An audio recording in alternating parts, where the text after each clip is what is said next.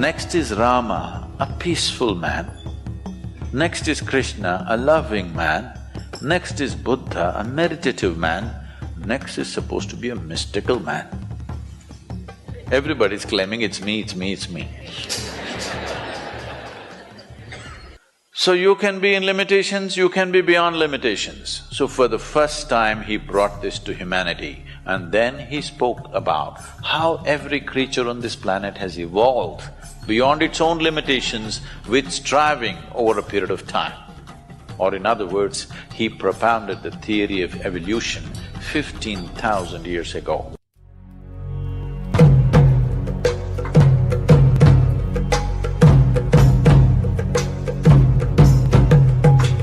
Charles Darwin, 152 years ago, he was born 200 years ago, but when he was 52, he propounded his theory of evolution. 15,000 years ago, Adiyogi said this. I want you to look at this carefully. If you know something about Darwin's theory of evolution? Yes. No, just about the fact that you were a monkey, not just that. Something more?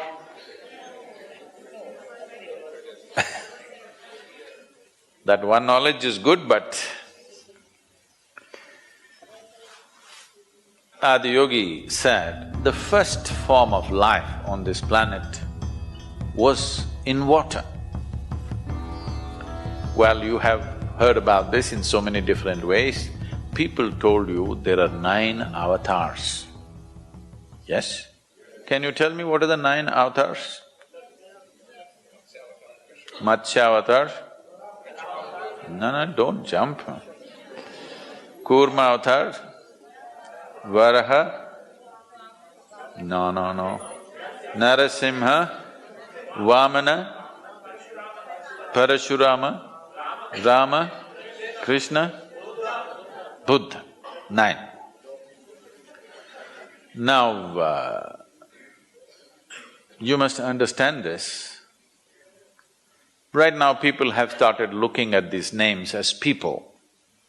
Look at them as qualities. First form of life was fish. Darwin also agrees. It was in the water. Second development on the planet is amphibious life, Kurma Avtara. Half in the water, started picnicking on the land.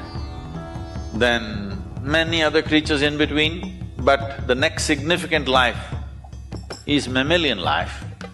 Among the mammals, the first one is the boar. Even today, you will see, you have wild boar in Rajasthan? Okay. Wild boar or a pig is the most physical animal of all the animals you will find. In the sense, it is so strongly rooted in its body that even, if people go to hunt a wild boar or something, you can't kill it easily. Where we are next to the rainforest.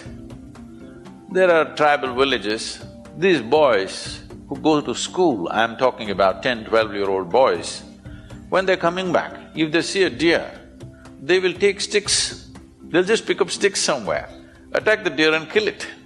I'm saying school boys with a stick. That's how other mammals are made. You also, one knock on your head, you'll fall dead. But this is not the way a wild boar is. It doesn't die easily because it's so rooted in its physicality. Even today, if you see somebody overly physical, you say he is like a pig. No? Because pig represents excessive physicality. So the first mammal he is describing is a boar or a pig. What is next? Narasimha, half man, half animal. Next is Vamana, a dwarfed man. Next is a full-fledged man who is Parashurama but emotionally volatile. So volatile, he lopped off his own mother's head. Next is Rama, a peaceful man. Next is Krishna, a loving man. Next is Buddha, a meditative man. Next is supposed to be a mystical man. Everybody's claiming it's me, it's me, it's me. You need to understand, these are not people. Those people are representative of those qualities that we are talking about. So, life evolved like this. This is running, believe me, this is running absolutely parallel to Darwin's theory of evolution. This is 15,000 years ago. He did not go to Galapagos Islands and put things under microscope and look. He sat there with his eyes closed and saw that if you go deep enough into this, there is an evolutionary memory in this. If there was no evolutionary memory, suppose you're a man and you eat a watermelon, it becomes a man after some time, yes? Now you're a woman, if you eat a watermelon, it'll become a woman. If a cow eats a watermelon, it becomes a cow. Why this is happening is, there is something called as evolutionary memory and genetic memory here. Evolutionary memory is deciding that you only take human form, not suddenly you eat a smart watermelon and you got confused and became a cow. Such thing will never happen, okay? And there is genetic memory which clearly says, this is a woman's body, eat whatever you want, this will only become a woman, not a man. Because the genetic memory is intact. Why people are fighting against genetic engineering is because of this. Once you meddle the plants and then the animals, then it'll come to you. Then you don't know. If they do some mistake, you will become half man, half animal once again. We don't know what'll happen. So that is the resistance for genetic engineering, because once you start meddling with the basic material, you don't know what'll happen because we have not figured it completely. So he looked at his evolutionary memory and he says, first we were fish, then we were this, all the 9 things, and now you're here. Now that you're here, you've taken on this human form. If you want to evolve from here, you can only consciously evolve. Your physical evolution is over. For this, there is an entire mathematic as to why your physical evolution is over. There are many aspects of it. I will not go into the mathematics because a few ladies just shook their head, no, we don't want mathematics. But there is no mysticism without mathematics. To put it very simply, the nature of who you are right now is a consequence, a complex amalgamation of memory, of variety of memories that you have. You have this kind of body because of evolutionary and genetic memory. You like this, you dislike that because of various levels of unconscious, subconscious, karmic and other types of memory. You have no control over it, what you like and what you dislike most of the time. You will have to strive hard to rise above that.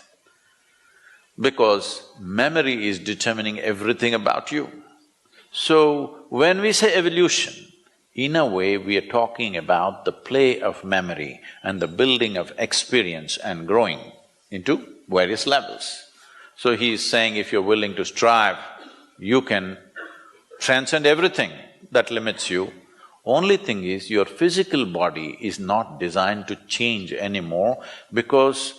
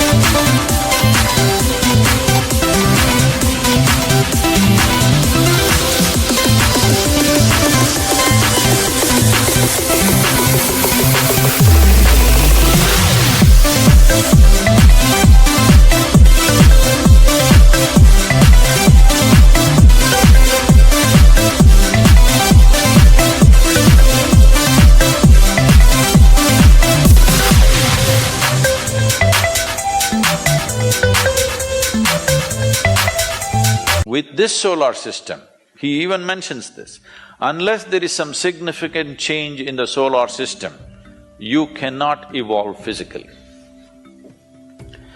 They naturally asked, you have grasped so much but our brains are struggling, can we grow this a little bit? He said no, in a different way, but today modern neuroscientists are saying this. Your brain consumes 20% of the energy generated in this body. Though it is only this much, I'm sorry, am I showing too small? Okay. Though it is only this much and it is lightweight because mostly it's air. In spite of that, it consumes 20% of the energy generated in your body. The rest of the body, so much, consumes remaining 80%. So if you want to increase your intelligence, whatever, if you increase the size of the brain, the amount of power needed for that, body cannot provide. So you cannot increase the size of your brain. Another way of making this happen is, you can pack more neurons into the same size. Then you may have sparkling intelligence, but there will be enormous cross-connections and confusion all the time, and you will become super restless. Some of you may have children like this at home. They're super restless, they're intelligent, but they're all over the place because too many neurons are packed in their brain. Now immediately you take them to a doctor, they will give them one of the three alphabets, ADD, ADY, XYZ, something something, MNOP.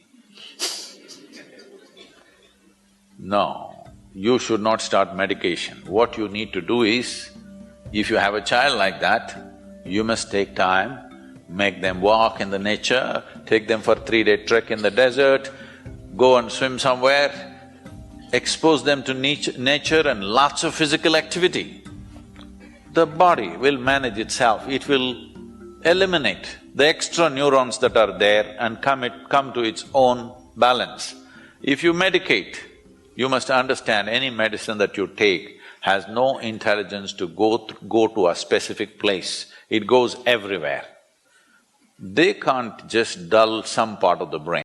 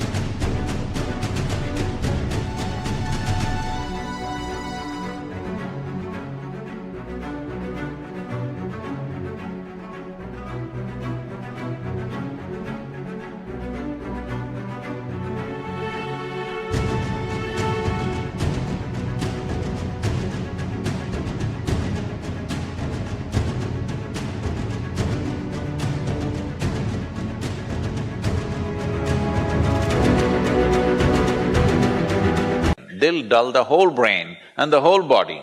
You'll destroy a child's life very early simply because somebody is eager to give pharmaceuticals. Anyway, so he offered this dimension that if you're willing to strive, you can transcend all limitations. Whatever the limits nature has set for us, every one of those things can be crossed if only you're willing to strive. This is what Adiyogi conveyed to them and then started giving out methods how to transcend their present limitations. People just believe this is how we are, even now, right? This is how we are. No, no, no, this is not how you are. Unfortunately, this is how you made yourself to be. But you can also make yourself to be more and more and more in many different ways. Have you seen in the same day, sometimes you're wonderful, sometimes you're horrible? Hello? Yes. Lot of horrible people.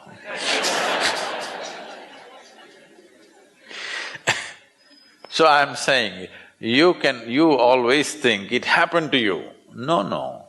You can make yourself wonderful, you can make yourself horrible, isn't it?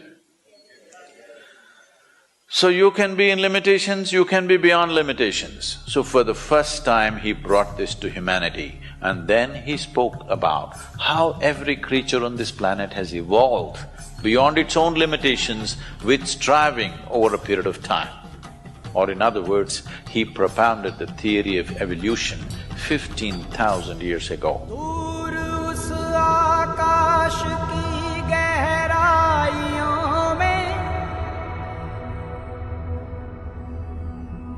एक नदी से बह रहे